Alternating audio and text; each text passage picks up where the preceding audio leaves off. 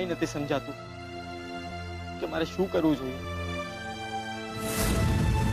આ દુકાનનું તાળું હવે કેવી રીતે ખુલશે?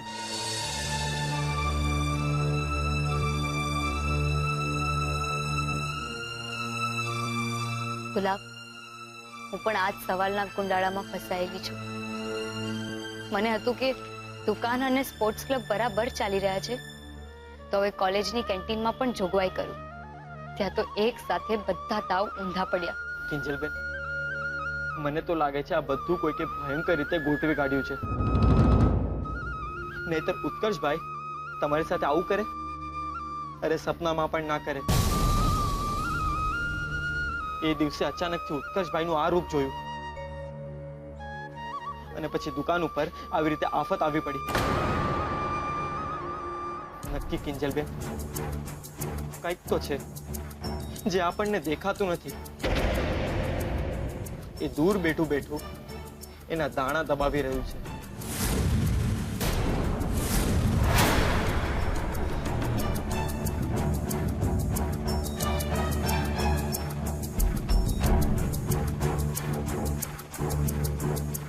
પણ ગુલાબ, કોઈ આવું શું કરવા કરે? એ બધું મને નથી ખબર કિંજલબેન, પણ મને અંદરથી એવું લાગી રહ્યું છે આજે ઉત્કર્ષભાઈને બહુ યાદ કરી રહ્યો છું કિંજલબેન। જો આજે ઉત્કર્ષભાઈ અહીંયા હોત ને તો આ બધી વાત પકડી પાડી હોત ને આજે આપણી દુકાન ખુલ્લી હોત। આપણી દુકાન પર આમ તાળા ના માર્યા હોત કિંજલબેન, તાળા ના માર્યા હોત કિંજલબેન। ગુલાબ, ચૂપ થઈ જા। જરૂરી નથી કે દર વખતે કોઈ આપણી મદદે આવે જ। આ વખતની લડાઈ આપણે જાતે લડીશું, આપણા દમ પર। અરે રે સંતોષી માં, આ ગલબો દુકાનના નામ પર આહુડા હારતો બેઠો છે અને પાછી કિંજલડી એના આહુડા વીણતી ફરે છે। રાત પડે કોણ હલાવે લીમડી ને કોણ ઝુલાવે પીપળી કરતા બેઠા છે બે નવરીના। હાડા બે ને ખખડાવવા પડશે। એ તાપીનગરની રાણી, હજુ કેટલું લડવું છે તારે હંધાઈની હારે? તને થાક નથી લાગતો હંધાઈની જોડે બાખડવામાં? અને એ ગલબા, આમ બોર જેવા આહુડા હાઈરે દુકાનના તાળા તૂટી જતા હોત ને તો કઈ પૂછવાનું જ ન રહે। પૂજે થાનો માનો, અને તું લડવા હું નીકળી પડી છો, ઘર ભેગી થા। મોકો મળ્યો નથી કે તલવાર ને ધારિયા લઈને ઊભી થઈ જા। હાલ ઘર ભેગી થા।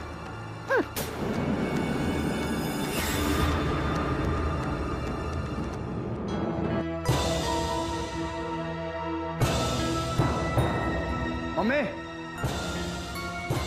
મમ્મી આવી બેટા, શું થયું? પપ્પા ક્યાં? એમના રૂમમાં હશે। કેમ, શું થયું છે? શું નથી થયું એ પૂછ મમ્મી। આજો આ વિડીયો જો એટલે તને ખબર પડે કે આપણા કારણે સેજલના પરિવારની કેટલી બદનામી થઈ છે। આજો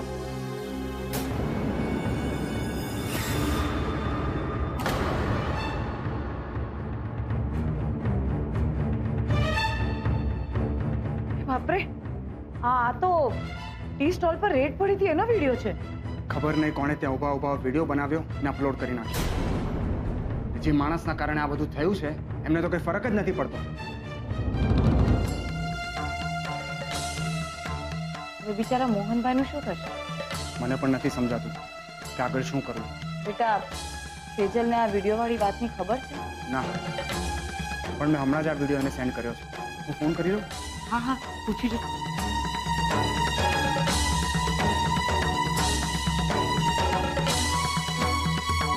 શું થયું?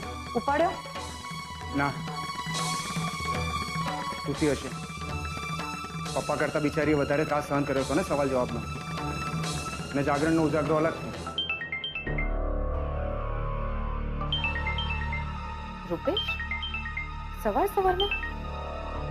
હા રૂપેશ, બોલ। હા સેજલ, સાંભળ, મને ખબર છે કે તું અત્યારે સૂતી હશે, પણ મેં તને એક વિડીયો સેન્ડ કર્યો છે જે અત્યારે ને અત્યારે તું જો।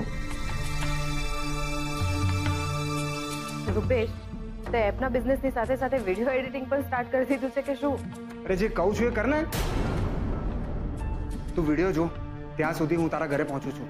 Okay okay, bye bye. Mummy હું જાઉં છું. ભલે બેટા, સાચવીને જજે. અને જો ગમે તે થાય મગજ શાંત રાખજે. જય જીનેન્દ્ર. જય જીનેન્દ્ર.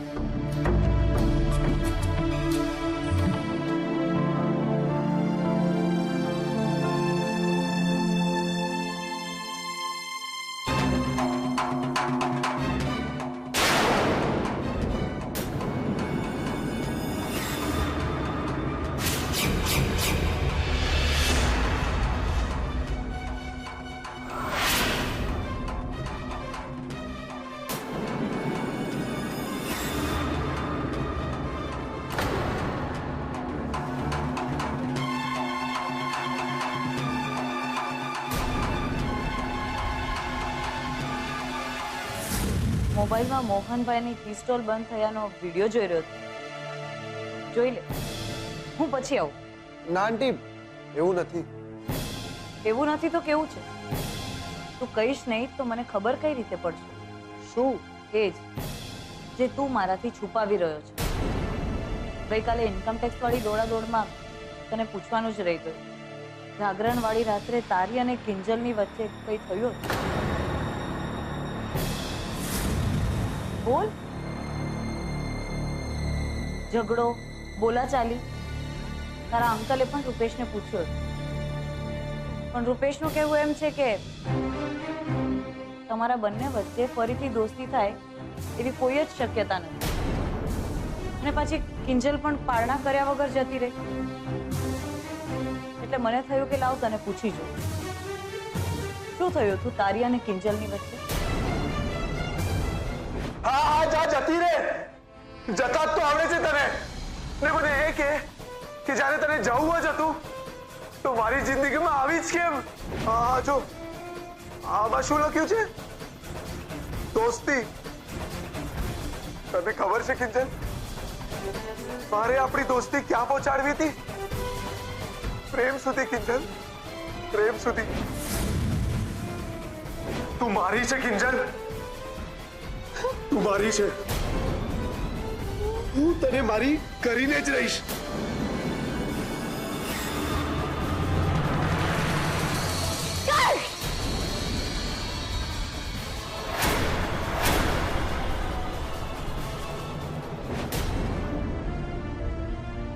સારું, જો કાંઈ જ ન થયું હોય તો મને લાગે છે કે ભવિષ્યમાં પણ તમારા બંને વચ્ચે દોસ્તી થવાની શક્યતા નથી.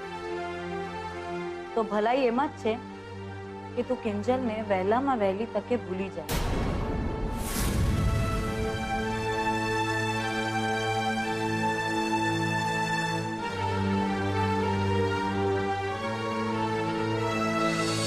હું કિંજલને ક્યારેય નહીં ભૂલી શકું આંટી, ક્યારેય નહીં. અને એણે પણ નહીં ભૂલવા દઉં કે આ ઉત્કર્ષ છે કોણ અને શું કરી શકે છે.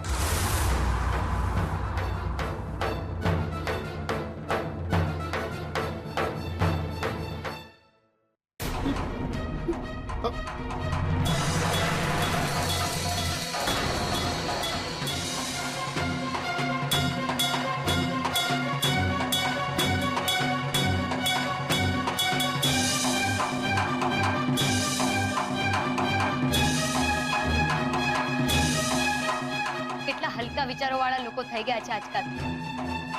અહીંયા આપણું બધું લૂંટાઈ રહ્યું છે અને લોકોને આવા વિડીયો અપલોડ કરીને મજા લૂંટવી છે. જે કોઈએ પણ આ કર્યું છે ને, જાણી જોઈને નેટ પર વિડીયો અપલોડ કર્યો છે એટલે આપની બદનામી થાય. પણ પપ્પા, આવું કોણ હોઈ શકે છે? રૂપેશ પણ એ જ પૂછી રહ્યો હતો કે આવું કોણ કરી શકે અને આવું કરવા પાછળ એનો ફાયદો શું હોઈ શકે? ફાયદાની તો ખબર નહીં સેજલ, પણ આ બધું ચોક્કસથી પપ્પાને કારણે અને તારી ભૂલને કારણે થયું છે. મારી કઈ ભૂલ? મેં શું કર્યું છે? પપ્પાની ઓફિસ જોઈન કરી, બીજું શું? યાદ છે તને, હું તને કહેતો હતો કે પપ્પાની ઓફિસમાં કામ કરવામાં મજા નથી, પણ ના, મળી ગયું પરિણામ તને. ઓફિસરોને આપી દીધો જવાબ.